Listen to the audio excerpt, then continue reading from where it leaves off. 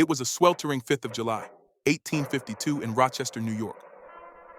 The air, still thick with the echoes of patriotic cannons and fervent declarations of liberty from the day before, hummed with a different kind of anticipation within Corinthian Hall.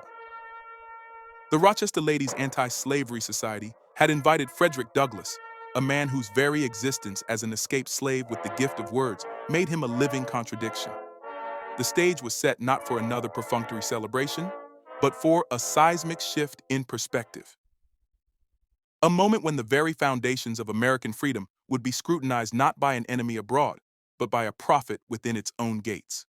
The audience, a mix of abolitionists and the curious, leaned forward, perhaps expecting a speech that echoed the polite condemnations of slavery they had grown accustomed to. Douglass began, as many expected, by acknowledging the 4th of July, praising the courage of the Founding Fathers and the ideals enshrined in the Declaration of Independence. His voice, a powerful instrument honed by years on the abolitionist circuit, filled the hall.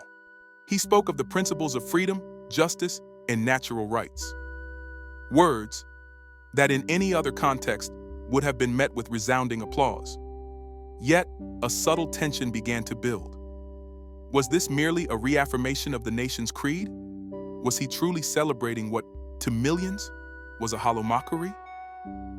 The air grew heavier, the silence more pronounced, as the audience waited, perhaps with a growing sense of unease, for the inevitable pivot. Then, the reckoning came. Like a thunderclap, Douglass's tone shifted, his words now a searing indictment. "What to the slave is your 4th of July?" he thundered, the question hanging heavy, demanding an answer that shamed the very fabric of the nation. He declared, "I answer, a day that reveals to him more than all other days in the year, the gross injustice and cruelty to which he is the constant victim." He laid bare the brutal hypocrisy, the joyous shouts of liberty drowned out by the cries of the enslaved, the celebrations of independence mocked by the chains of bondage. He cataloged the horrors, the scourging, the manacles, the brutal auctions, forcing his listeners to confront the grotesque reality that underpinned their declared freedom. His eloquence became a weapon, each carefully chosen phrase a strike against the conscience of a nation that claimed to be the beacon of liberty while perpetrating the gravest injustice. He invoked the very scriptures and moral codes the nation professed to uphold, exposing how easily they were twisted to justify inhumanity and uphold laws like the Fugitive Slave Law of 1850. Douglass did not merely speak about slavery, he dragged its ugliness into the celebratory light of the 4th, forcing a direct confrontation. He called out the churches, the politicians, the citizens who, by their silence or complicity, sanctioned the brutality. The profound silence that often followed his most cutting remarks spoke volumes. It was an uncomfortable truth, delivered with an unyielding moral clarity that left no room for evasion.